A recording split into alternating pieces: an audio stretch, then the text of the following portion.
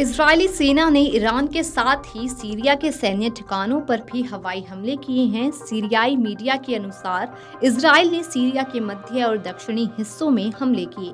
Syria की वायुसेना ने इजरायल से लॉन्च की गई कुछ मिसाइलों को हवा में ही तबाह कर दिया, वहीं कुछ मिसाइलों ने सैन्य ठिकानों को निशाना बनाया। ये मिसाइलें गोलन हाइट्स इलाके की तरफ से दागी गईं। इजरायल ने शनिवार को ईरान पर भी हवाई हमले किए हैं। ईरान में भी सैन्य ठिकानों को निशाना बनाया गया है। ईरान ने इजरायली हमले की पुष्टि की और साथ ही बदला लेने की धमकी भी दी है। रिपोर्ट्स के मुताबिक इजरायल ने ईरान पर लगातार 3 बार हमला किया है। तीसरे हमले में इजरायल ने ईरान के मिसाइल और ड्रोन बेस और उत्पादन सुविधा को निशाना बनाया। एयर डिफेंस सिस्टम और मिसाइल उत्पादन संयंत्र पर भी इजरायल ने हमला किया।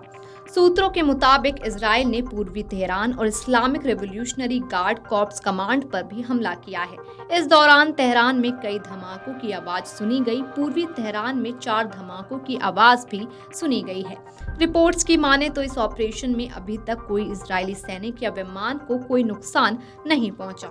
इजरायली अधिकारी ने कहा है कि ईरान के परमाणु स्थलों और तेल संयंत्रों को निशाना नहीं बनाया गया है। इजरायल ने कहा कि हमने हमला उन ठिकानों पर किया है जो भविष्य में हमारे लिए खतरा बन सकते हैं।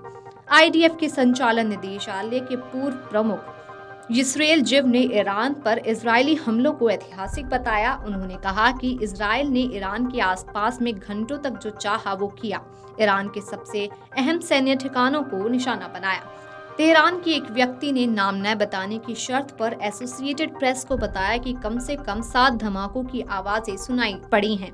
पूरा इलाका दहल गया। इस बीच ईरान ने शनिवार सुबह देश के हवाई क्षेत्र को बंद कर दिया गया है। इस बीच अधिकांश विमानों ने ईरान, इराक, सीरिया और लेबनान के हवाई क्षेत्र से दूरी बना ली है। अमेरिकी रक्षा मंत्री लॉयड ऑस्टिन ने अपने इजरायली समकक्ष योआव गैलेंट से तुरंत बात की। अमेरिका ने ईरान को सीधी चेतावनी दी है। उन्होंने कहा है कि अगर ईरान पलटवार करता है तो उसे गंभीर परिणाम भुगतने होंगे। व्हाइट हाउस ने यह भी कहा कि दोनों देशों के बीच गोलीबारी बंद होनी चाहिए।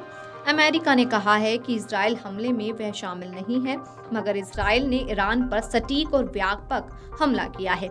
इजरायल के इस ऑपरेशन की जानकारी शुक्रवार को ही अमेरिकी राष्ट्रपति जो बाइडेन को दे दी गई थी। आईडीएफ प्रवक्ता रियर एडमिरल डैनियल हैगरी ने कहा कि ईरान पर रात भर किए गए हमले के लक्ष्य सफलतापूर्वक हासिल किए गए।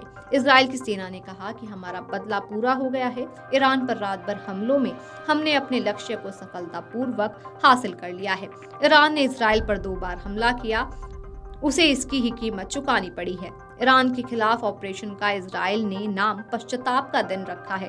इजरायली ऑपरेशन में दर्जनों लड़ाकू विमान, ईंधन भरने वाले विमान, जासूसी प्लेन शामिल थे। इन विमानों ने इजरायल के 1600 किलोमीटर दूर हमलों को अंजाम दिया है। इजरायल की सेना ने कहा कि जटिल ऑपरेशन के बाद सभी विमान सुरक्षित वापस लौट चुके हैं। इजरायल ने कहा कि वायुसेना को ईरान पर हमले की खुली छूट दी गई है। उसके पास ईरानी टारगेट की सूची है। वायुसेना भविष्य के ऑपरेशन में जरूरत पड़ने पर इन ठिकानों पर हमला भी कर सकती है। आईडीएफ ने कहा है कि तेहरान की तरफ से लगातार हो रहे हमलों के जवाब में ईरान पर हमले किए जा रहे हैं। राजधानी के आसपास कई जोरदार विस्फोट सुने जाने की पुष्टि ईरान के सरकारी टीवी ने भी की है। Video desk amarujala.com। अगर आप ये वीडियो YouTube पर देख रहे हैं तो हमारे चैनल को सब्सक्राइब कर बेल आइकन दबाएं और Facebook पर देख रहे हैं तो हमारे पेज को लाइक करें। 8 मिलियन प्लस सब्सक्राइबर, आपके इस भरोसे के लिए बहुत धन्यवाद।